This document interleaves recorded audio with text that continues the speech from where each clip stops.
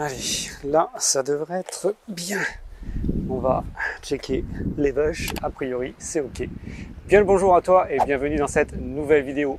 Rien qu'au ton de ma voix, tu as dû remarquer que c'est la détente totale. C'est enfin ce moment dont j'ai rêvé pendant 3 mois en aménageant junior. Ce sont les vacances. Yeah! Nous avons fait la route depuis Bordeaux sur la côte ouest pour rejoindre la Bretagne où nous sommes actuellement. Aujourd'hui dans cette vidéo, 2 objectifs. D'abord, te montrer quelques belles images prises sur la route et ensuite faire un bilan provisoire de cet aménagement de junior qu'on pourrait qualifier de quasi définitif. On est parti, je vais pas dire un petit peu à l'arrache, mais j'ai terminé de travailler sur le camion, ça devait être samedi à 14 h et dimanche matin, nous prenions la route. Autant te dire que nous sommes dans une version de bêta-test de junior. Je vais essayer de te parler de tout ce qui a bien fonctionné et des quelques petites surprises que nous avons eues sur la route. On commence tout de suite par un générique et on se retrouve juste après pour attaquer le sujet.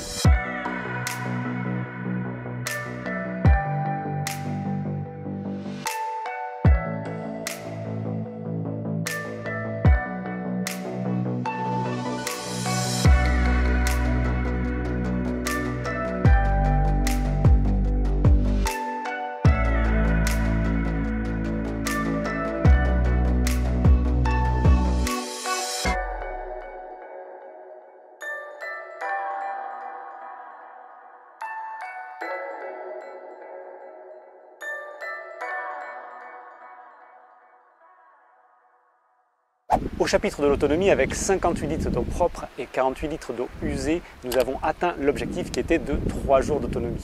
On essaie de faire quand même attention au niveau de la vaisselle et on essaie de remplir les bouteilles d'eau dès qu'on en a l'occasion, mais l'objectif est atteint.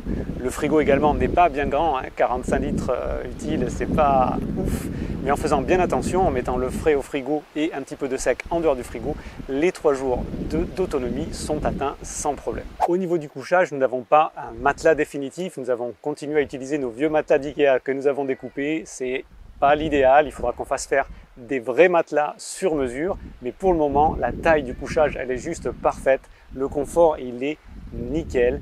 Il faudra juste quand même que dans le temps, je mette l'aération basse pour que l'air se renouvelle un petit peu plus parce qu'on est parti un peu vite et je ne l'ai pas fait ce coup-ci, mais je le ferai en rentrant juste pour que l'air se renouvelle pour éviter ou pour limiter, on va dire, l'effet de buée à l'intérieur du véhicule le matin quand tu te lèves.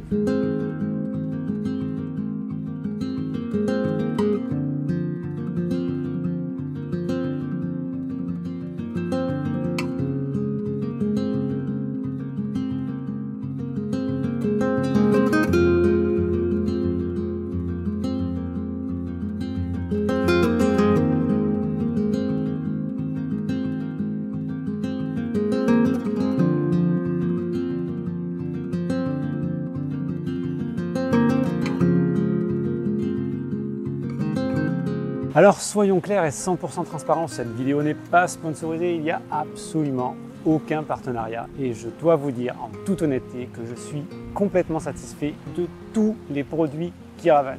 Que ce soit la moquette qui finit parfaitement le van, le seul défaut de cette moquette c'est quand tu fais un aménagement de van et que tu mets des copeaux de bois, c'est la merde à nettoyer. Mais une fois que c'est fait, ça finit parfaitement, que ce soit la fenêtre, le rangement de la porte coulissante, l'évier ou les portes de placard coulissantes, tout est parfait. Franchement, il n'y a rien à redire. Les rangements à bord de Junior sont suffisants. Nous avons pu rentrer la totalité de ce que nous voulions, nos affaires de rechange, les affaires de toilette, le matériel photo et vidéo, le sac de golf, son chariot et toutes les affaires de cuisine, c'est juste parfait. Même s'il y a des petites modifications à faire dans le temps, franchement, je suis super content à ce sujet-là.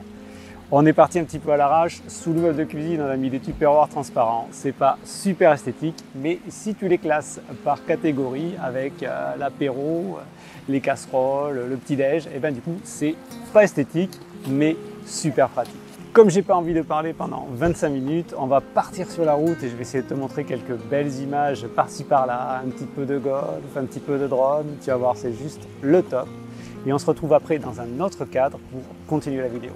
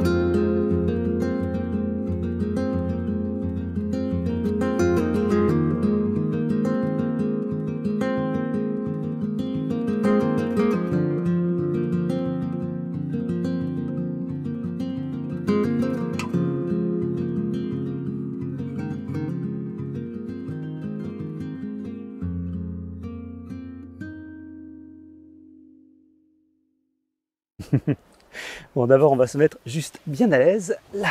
Comme ça, ce sera juste parfait. Et pour continuer, je ne vais pas te parler de tout ce qui a bien fonctionné sur la route parce qu'il y a énormément de choses qui ont bien fonctionné et que du coup, la liste, elle serait un petit peu chiante. Mais on va parler de ce qui intéresse tout le monde, du coup, ce qui a un petit peu merdouillé ou les choses sur lesquelles nous avons dû revenir. Et hop, je change de siège, c'est vraiment top moumoute. Et je commencerai cette liste par vous dire que d'abord, les 10 premiers jours se sont passés à merveille. Il a vraiment fallu que je mette le nez sous le camion pour me rendre compte que nous avions quelques petits soucis. Le premier d'entre eux, il est tout bête. Quand j'ai fixé le tuyau d'évacuation sous le camion des eaux usées, j'ai mis le vis un tout petit peu trop près du tuyau et du coup, la pointe de la vis a percé le tuyau. Donc, on n'avait pas une fuite immense, c'était juste du goutte à goutte. Mais comme nous souhaitons garder un camion propre pour ne pas salir les endroits que nous visitons, je l'ai réparé immédiatement avec une rustine. Le deuxième problème s'est révélé au moment où j'ai dû mettre le chauffage en route. Dans les premiers jours, nous n'en avons pas eu besoin et quand je l'ai mis en route, il s'est avéré qu'un bruit assez important provenait de la pompe à gasoil. Il y avait à peu près toutes les 2 secondes des tac, tac, tac, des bruits vraiment très gênants. Et j'ai d'abord pensé qu'il fallait que j'isole un petit peu cette pompe de façon à ce qu'on l'entende un petit peu moins. Mais après avoir pris renseignement auprès du fournisseur, il s'avère que c'est une pompe dite silencieuse et qu'une fois que tu l'as correctement amorcée, elle fait plus de bruit du tout. Il s'avère juste qu'il faut maintenir la pompe droite le temps que toute l'air s'en aille et ensuite elle est des plus silencieuses. Et la troisième chose qui fera probablement marrer les plus expérimentés d'entre vous, c'est que le premier coup, quand nous avons voulu faire les pleins des 58 litres d'eau, nous n'avions pas de tuyau. Donc nous avons dû faire 58 allers-retours avec des bouteilles d'1 litre de Salvetti pour remplir le réservoir. Bon, une fois que tu le sais, t'achètes un tuyau. À part ces quelques petits détails, tout s'est vraiment super bien passé. On a un lit super confort et très grand, exactement comme nous le voulions. Nous avons des rangements en quantité suffisante et même un tout petit peu de rab de ci de là. Le sac de golf est rentré nickel et tenait nickel à l'arrière. La seule chose qu'il faudra que je revoie très rapidement, c'est l'aération du frigo qui chauffe énormément. A priori, les précautions que j'ai prises pour qu'il puisse respirer suffisamment, ça n'a pas été suffisant. Il faudra que je revoie ça très rapidement.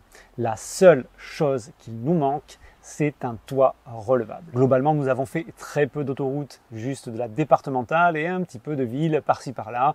Le camion et ses 150 chevaux nous ont amené à grosso modo une consommation de 7 litres au 100. C'est vraiment très raisonnable pour un camion qui doit faire environ 2,5 tonnes.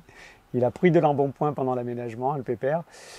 Pour le moment, je vais te laisser avec quelques belles images. Je suis sûr que j'en ai encore plein en stock. Et ensuite, on reviendra pour le dernier chapitre, celui qui parle de la van life. La van life.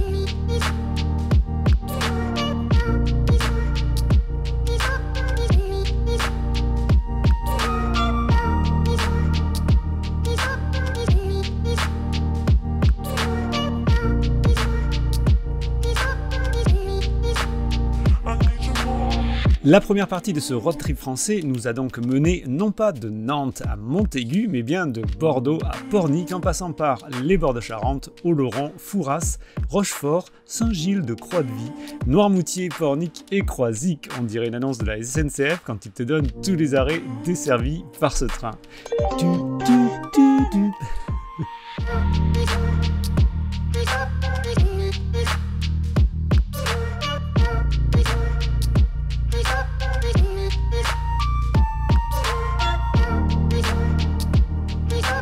Je ne veux pas trahir de grands secrets dont nous parlerons dans cette vidéo ou la prochaine, mais nous nous sommes réellement régalés, appréciant chaque minute de liberté à bord de Junior, et ce, que ce soit sur un spot magnifique ou sur un autre un peu moins magnifique.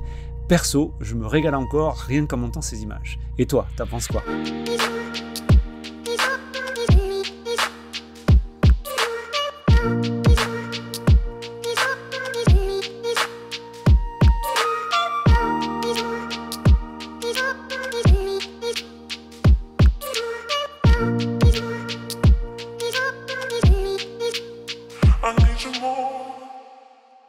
Retour au studio pour vous donner quelques informations importantes. La première, c'est qu'encore une fois, je m'excuse pour la prise de son en début de séquence au bord de la plage.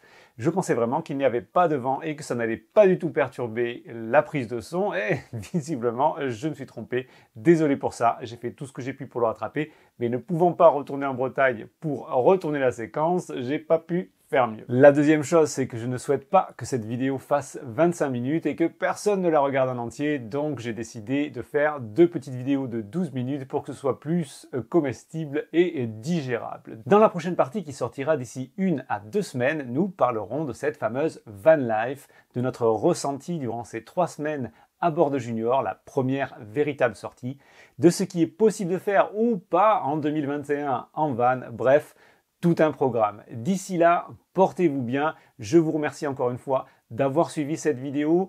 Et si toutes les vidéos que vous avez vues cet été de tutos étaient quand même des vidéos importantes à mon sens, celle que vous avez regardée aujourd'hui me tient à cœur car il s'agit d'une vidéo un petit peu plus personnelle avec des images de vacances. Donc merci beaucoup de l'avoir regardée. Partagez-la si elle vous a plu. Portez-vous bien et on se retrouve bientôt. See ya.